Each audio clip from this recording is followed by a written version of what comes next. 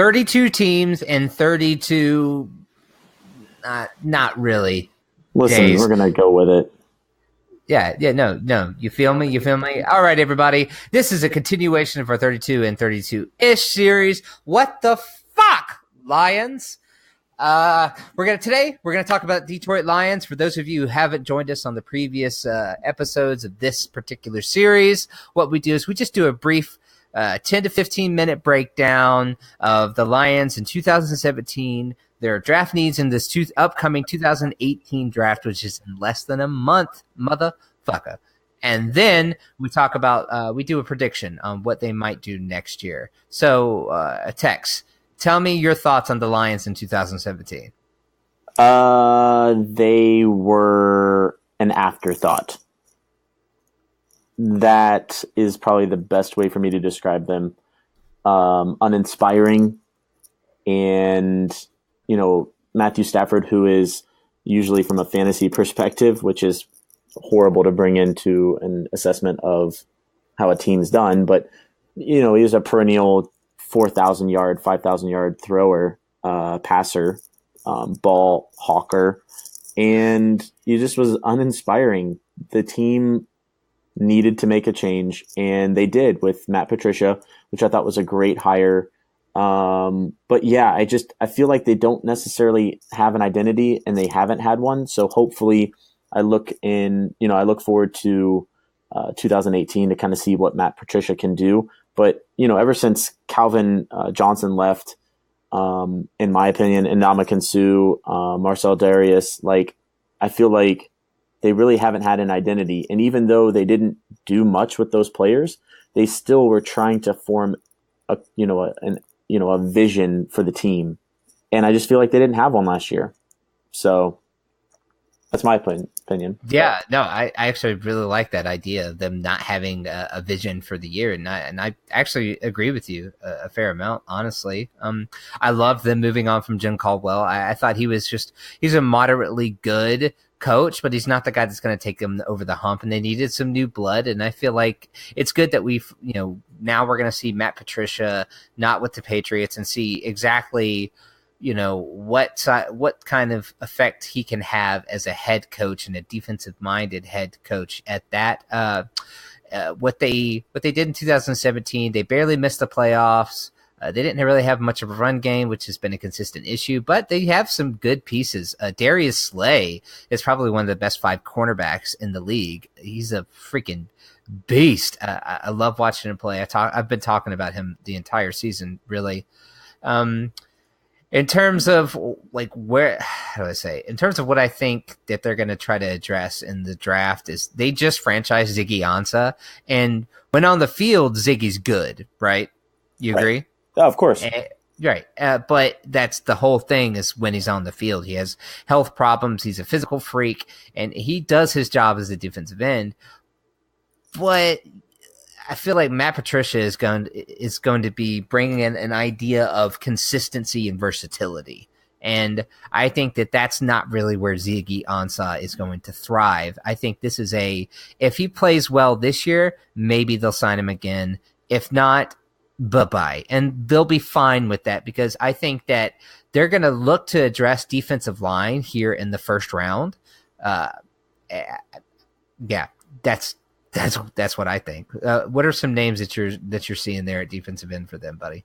The one that really jumps out to me, I think, is more of a value pick in terms of what he did in college 2 years ago, which is Harold Landry.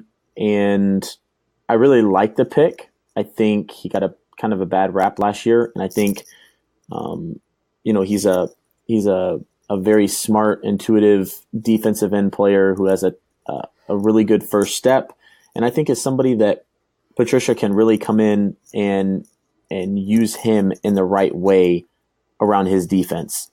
So I like him. I also like Marcus Davenport. It just really, it just depends on the direction that Patricia really sees him going. I don't see him going interior defensive line, so like a defensive tackle. Right. And I don't see them. I'm going to just put it out there on the record. I don't see them going running back. You and I spoke a little bit about this earlier in the week or last week, and we talked about how, I felt that Matt Patricia was going to take a lot of what he learned and what he saw in New England and apply it to the Lions. And one thing that you do not do is you do not take a running back in the first round. And if anything, you trade out of the 20th spot and, pick up some draft capital and take some value later on in the draft. I don't see them doing that at 20, but I definitely do not see them taking a running back. I just don't see that as being a position, especially with the signing of LeGarrette Blount. You and I both came to this conclusion months ago that whatever team LeGarrette Blount is on is going to win the Super Bowl. So 2018, NFL Super Bowl champions, Detroit Lions. It doesn't matter. Lions. Yep. It's already done. It doesn't matter what Matt Patricia does or what the Lions do at 20th. It's going to work because of LeGarrette Blount. Yeah, I mean that's the key to their success is LeGarrette Blount. I do think that they will look to address the running back position in like the middle rounds, probably like round 3, maybe round 2 if there's someone there that they really like. Because there's a lot of depth to the running back position here, and I would love to see them get someone and actually put together a deep running back roster that can support and supplement Matt Stafford and him just not have to chuck it all game. Not that he doesn't mind, because he's a great quarterback. He's got just miles and miles of talent. I think that maybe they could use a number 1 wide receiver, but I don't think they're going to do it there because the value is just not working, and they have other positions of need. Tight end, Eric Ebron is no longer there. If I'm a tight end in the first round, I don't want to go to the Lions because they have horrible past with that. Brandon Pettigrew out of Oklahoma State, and then Eric Ebron out of, where did Ebron come out of? Eric Ebron came out of, I don't know.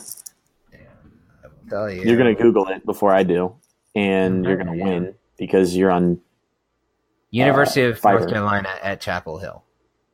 There you go.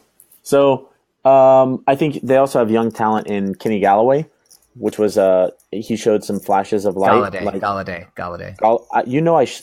I'm horrible with names. I know, buddy. I know. It's a good thing we're running a podcast talking about a number of NFL Kirk Cousins. There's Alshon Jeffries, and now there's Kenny Galloway. Galloway? Yeah. What is it? Cousin to Joey Galloway. Joey Galloway. Yeah, cousin to him. Yeah. Pretty sure. They're related. Everybody knows that. I mean, I definitely see them kind of turning, doing a turning point this season. I think that the future is looking up because they have the biggest position of need set. Matt Stafford's fine. I mean, he's not young anymore, but he's fine.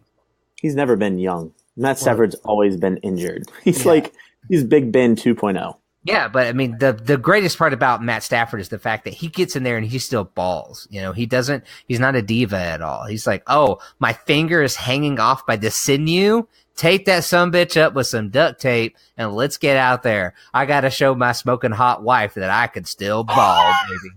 It's so funny. I was just about to bring up his smoking hot wife. I swear. I love the Harold Landry pick out of Boston College. He's one of those players that it might be a little early if they traded back, which you've mentioned before. I think they'd still be able to get him later probably because he's one of these players that you're picking him for his 2016 production and tape because he got injured in 2017, wasn't quite himself. He started to pick it up towards the end of the season, but he lost a lot of his steam that he developed in 2016. But what Patricia does love is linebackers that are intelligent, that are athletic, and they are adaptable. They can play linebacker and they can play defensive end. They can stand up or be on the line, whichever one works for him, and whatever crazy-ass scheme Matt Patricia comes up with the certain picks that he has, or certain pieces he already has in that defense. I think one thing that cannot be overlooked is if a linebacker ends up dropping to them from the SEC, and you know the two names, you got Rashaan Evans and you've got Roquan Smith. So if one of those guys drops, if you think back to his days being in New England, Bill Belichick was always in love with an Alabama or SEC player. And so I wouldn't put it past him to go linebacker and pick one of those two guys and go back to that honey hole that, if it ain't broke, don't try to fix it. So, I do like Harold Landry, but he also doesn't play in the SEC. So it's cliche. It's very cliche. Right. But, I mean, whatever. It totally makes sense. I don't think Roquan's going to drop that far. But I mean, as people are saying that you can read about see it on Brett Coleman's YouTube channel. You can see a lot. They were talking about it on Matt Miller's podcast recently, and they were saying, look, I mean, the whole thing is that Roquan has certain teams that he's going to excel in, and he needs to go to those teams. Otherwise, he'll just continue to slip. If he does fall to 20, that's the perfect storm for the Detroit Lions, and the fact that they have a young, athletic, and linebacker that's able to come there, use the pressure that they have on the defensive line right now to be the heat-seeking missile that they need, and the value will be just completely tempting for the Lions. Very true. Very true. Which they covet that a ton. Yeah, and I definitely agree with that. I think, just to sum it up, we have probably defensive end and linebacker as their biggest need, and then, definitely opportunity to address the offensive line, and then possibly add some depth at the wide receiver position because, Golden Tate isn't getting any younger. So, yeah, I mean, that's what we think. I'm interested to kind of hear what you guys think. I know that Detroit is one of those.